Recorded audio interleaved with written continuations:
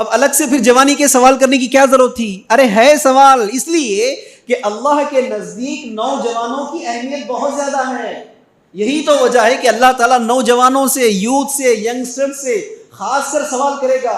देखो, मैंने जो जवानी का पीरियड तुमको दिया था, जवानी का जो मरहला मैंने तुमको दिया था, इस जवानी को तुम कहां गुजार कर आए?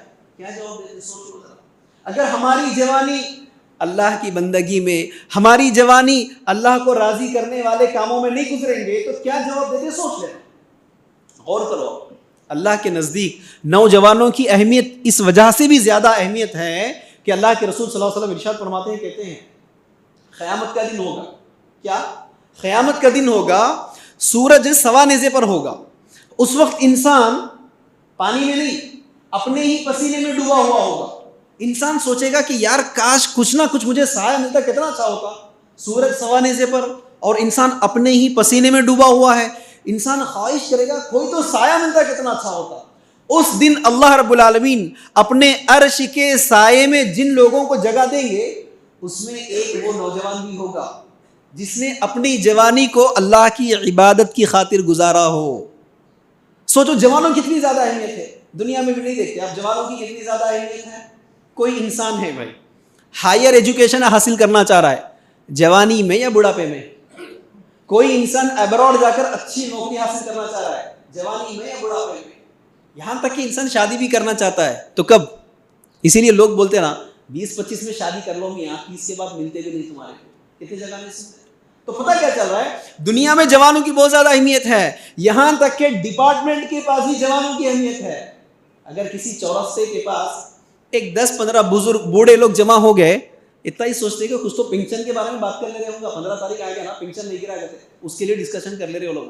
लेकिन वही 15-20 नौजवान चौरस्ते पर दिख जाए तो पुलिस भी सोचती कि क्या तो भी कर रहे हो, कहीं को खड़े होकर जरा इंक्वायरी कर लो।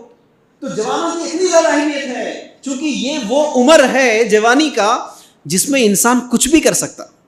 अब इंसान को, जवान को डिसाइड करना है कि मेरी इस जवानी की सलाहियत को रब के खातिर लगा दूं या शैतानी नफ्सियाती ख्वाहिशात की खातिर लगा दूं, फैसला करना है।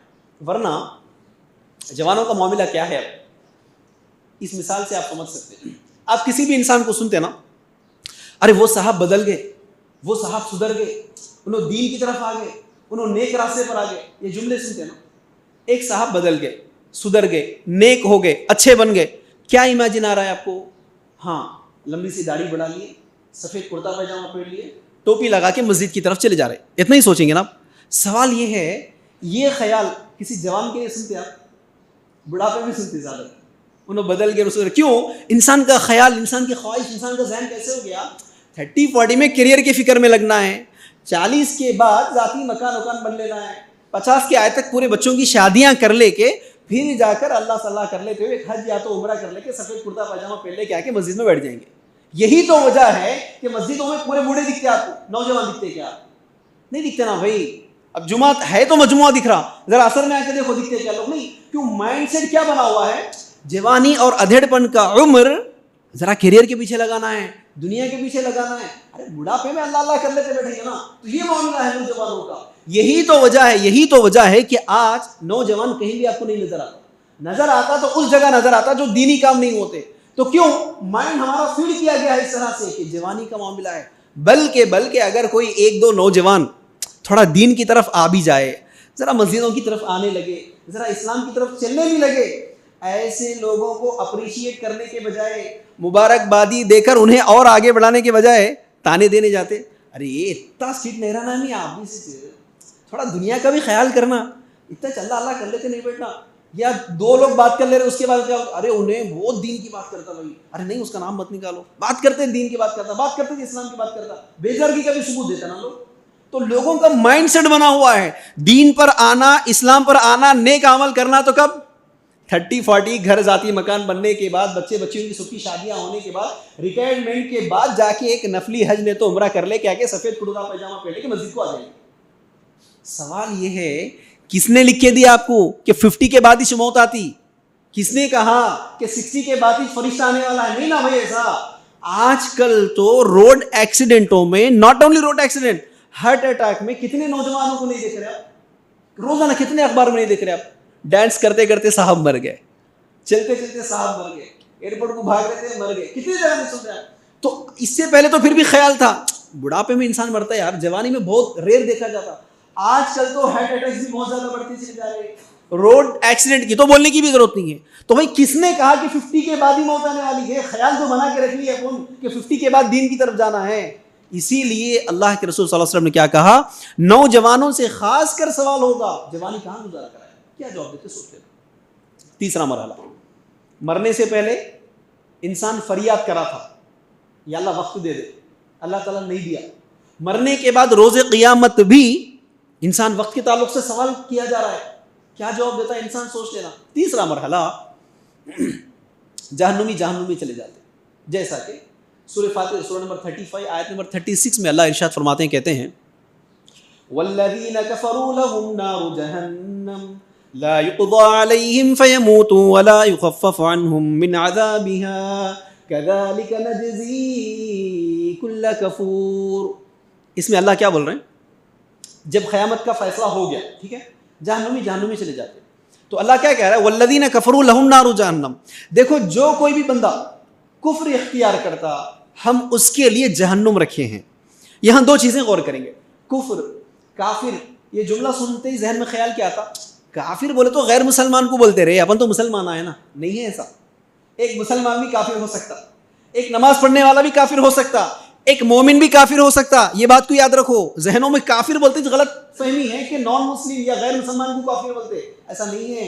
जो भी आदमी इनकार कर दिया, जो भी आदमी ईमान लाया लेकिन इनकार कर दिया, नमाज का इनकार कर दिया, दीन का इनकार कर दिया, इस्लाम का इनकार कर दिया, क्या होता, सीधा सीधा दाढ़ी रहती है, टोपी रहती है, आइडेंटिटी कार्ड के ऊपर रिलीजन के पास इस्लाम लिख के रहता 100%, लेकिन इनकार कर दिया दीन से, काफिर हो जाता। इसीलिए अल्लाह भी क्या कह रहा है, वल्लज़ीना कफ़रू लहुम नारु जहन्नम, जो कोई भी इंसान कुफ्र इख्तियार करेगा उनके लिए हम क्या रखे, जहन्नुम का आग रखे। किस तरह का जहन्नुम है, कैसा जहन्नुम है, अल्लाह के रसूल सल्लल्लाहु अलैहि वसल्लम इरशाद फरमाते कहते हैं, वो जो जहन्नुम का आग है, जहन्नुम का जो अंगारा है, उस जहन्नुम के आग से, पूरा अंगारे की बात नहीं हो रही, उस जहन्नुम के आग से एक छोटी सी चिंगारी इस दुनिया में डाल दी जाए तो सिर्फ निर्मल नहीं, ऑल यूनिवर्स, पूरी कायनात जल कर राख हो जाती है। ये जरा गौर करना है, जहन्नुम के आग से एक छोटी सी चिंगारी अगर इस दुनिया में डाल दिया जाए तो ये दुनिया जल कर राख हो जाती है। तो अल्लाह कह रहा है कि इन बंदों को उस जहन्नुम में, आग में डालने की बात कर रहा है। और ये इंसान इतना कमजोर, इतना कमजोर, इतना कमजोर है, जहन्नुम का आग बर्दाश्त करना तो दूर की बात है, दुनिया के आग को बर्दाश्त नहीं कर सकता ना। क्या ख्याल है, दुनिया के आग को बर्दाश्त कर सकता है क्या? नहीं कर सकता है। दुनिया के आग को, दुनिया के अंगारे को, दुनिया के फेम को बर्दाश्त करना तो दूर की बात है, दुनिया के अंगारे पर गर्म होने वाले एक भगोने को नहीं पकड़ सकता इंसान। इमेजिन करके देखो आप, अंगारे पकड़ने की बात नहीं हो रही, आग पर जो भगोना गर्म करते, जो बाउल गर्म करते, उस भगोने को नहीं पकड़ सकते आप। तो इंसान इतना कमजोर है, दुनिया के आग नहीं, उसके ऊपर के भगोनों के नहीं पकड़ सकता। उस बंदे की ताल्लुक से अल्लाह के रसूल फरमाते हैं उसे उस जहन्नुम के आग में डाल दिया जाएगा, जो जहन्नुम का आग दुनिया के आग से 70 डिग्री ज्यादा है।